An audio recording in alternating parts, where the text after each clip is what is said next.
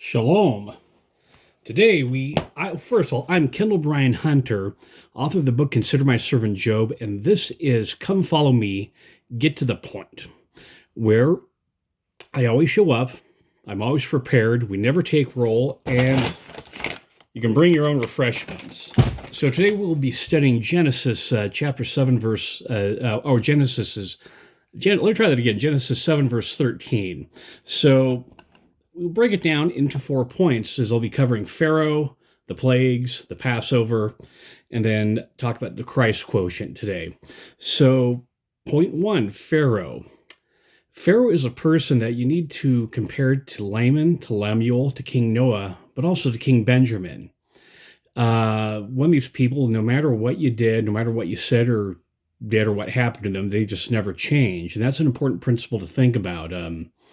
Some people are just like that. You just run them into the ground, and it's agonizing because you love them, you care about them, and you want to help them. But sometimes people, you just can't do anything to help them.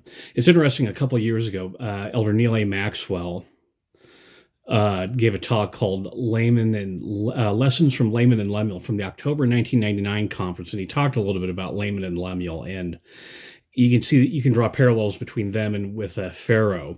It's like you said, Pharaoh is one of God's children, and God cares about him.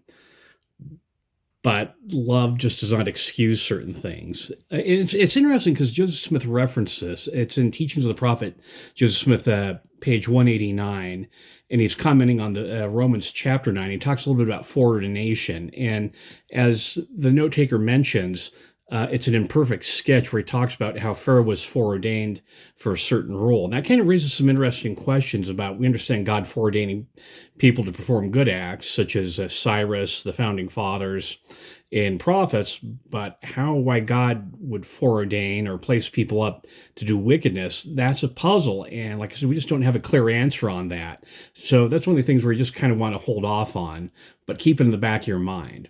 And I'll talk about this a little bit later in the video, hopefully under 15 minutes. So let's go to point 2, the plagues. So there's 10 plagues, frogs, lice, blood, hail, cattle, boils. We kind of know them all. There's some parallels between that. I remember on my mission, some of the missionaries got caught up comparing the Mosaic plagues or the Egyptian plagues to the one in the book of Revelation. You can do your own study on that. One principle I'd like to talk about with the plagues is that up to a certain point, the magicians could duplicate the miracles that Moses was working. And that you think about the Moses' staff turning into a serpent, and their staff could turn into the serpent. But you remember that Moses' serpent staff ate the staff of the other ones. And the same thing with these curses. I think it was up to the plague of lice. Magicians could copy Janus and Jambres. And that's an important principle, is that there's bounds set to evil. That evil does not have a full run of everything. That's referenced in Doctrine and Covenants, section 122, verse 9, Job chapter 14, verse 5. And also, Joseph Smith gave this long commentary on nature of spirits, good spirits and evil spirits, starting on Teachings of the Prophet Joseph Smith, page 202, and it's called Try the Spirits. And he talked about the bounds and limitations that evil has. And that's actually a very comforting thought, that you're not going to get tried beyond what your capacity is, and there are bounds to the evil and the trials we experience. Point 3, Passover. And this is what's called a Passover Haggadah. And I'm not Jewish, and it's by Maxwell House, and I don't drink coffee. What's a helpful book is that it has the page got wrinkled. Talks about a little bit as how the plate gets set up. It's funny because this book's written in parts of it are English, parts of it are in Hebrew, and parts of it have English pronunciation of Hebrew words. And talk about the bloods. I realize this is backwards, and there's nothing I can do about it. So this gives you a feel for it. Hebrew. And it's a way to how Jews carry on the ceremony of the Passover. And hey, Hebrew flashcards, they may come in handy too, understanding these things. But symbols, these are really kind of obvious ones about Christ. The firstborn, the lamb, no broken bones. That's important with the crucifixion, because normally people get crucified, they'd have their legs broken to speed up the process, but Christ was dead at the time, so it is very unusual for him not to have broken bones. The blood on the doorway. Look up the word sublime, because what the word sublime refers to is a lentil, and then you have the post of it. With the word sublime, there's a certain sacredness associated with the crossbeam of a doorway, symbolic of entering and leaving a door. Edgar Allan Poe's The Raven is where you have the bust of Athena over the door, and that's where the raven lights on. And also a Torii gate in Asian cultures. They have these doorways are symbolic of things as you're entering a room and entering a new location, and that's something that the Hebrews or God picked reinforced with the Hebrews. Another thing to think about is tying the Passover to the word of wisdom with the destroying angel. That's intentional. And we get into discussions about the word of wisdom, and we all know what they're really about. But it comes down to getting revelation, getting knowledge, and also having the destroying angel pass over you in the same way it did with the children of Israel, because they obey the word, you obey the word of wisdom, or you obey the Passover, and you put the blood over the door. And this is another thing to think about. What did it take to liberate the children of Israel from Egypt? Blood.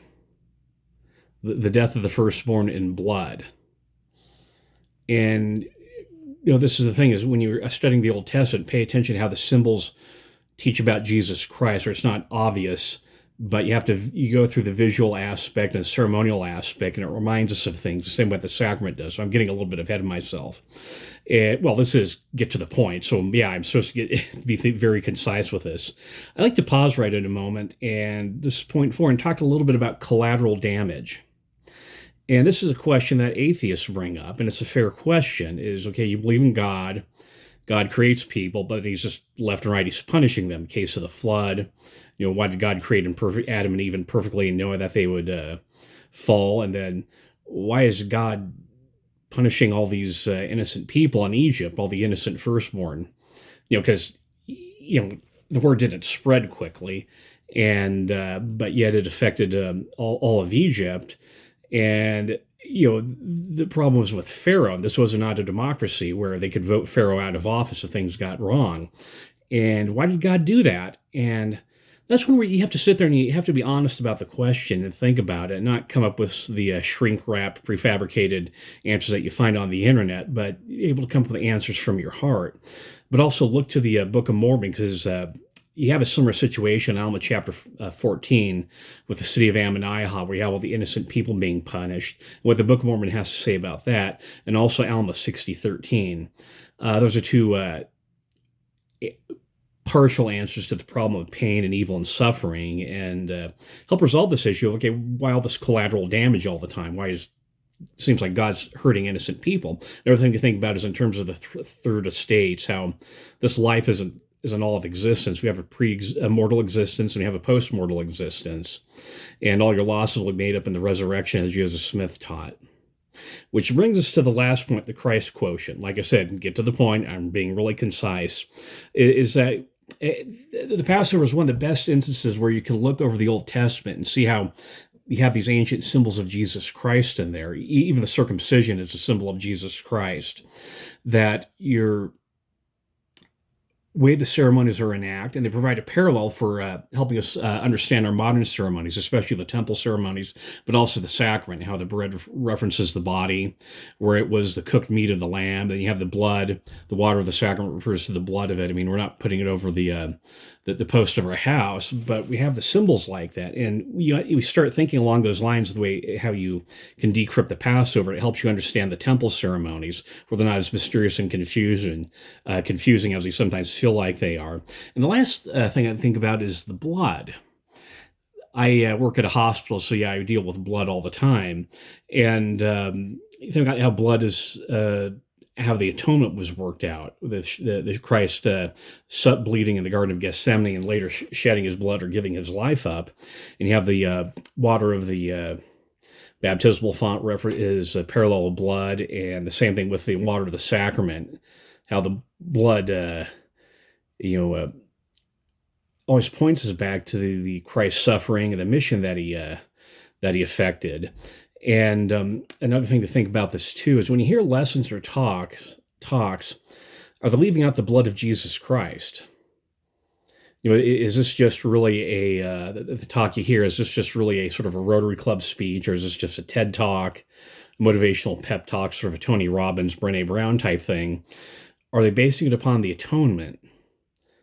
Because if you're leaving out the blood of Jesus Christ, it's like you're nullifying the point of everything. This is the whole center of everything we're doing here, is to focus on Jesus Christ's atonement. And we give talks and lessons or try and motivate people, which is different from converting people. We have people who have testimonies, but they're not converted.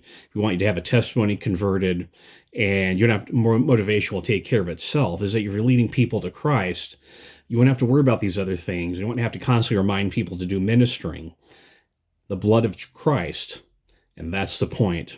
Thank you, and have a good Easter, and think about Passover.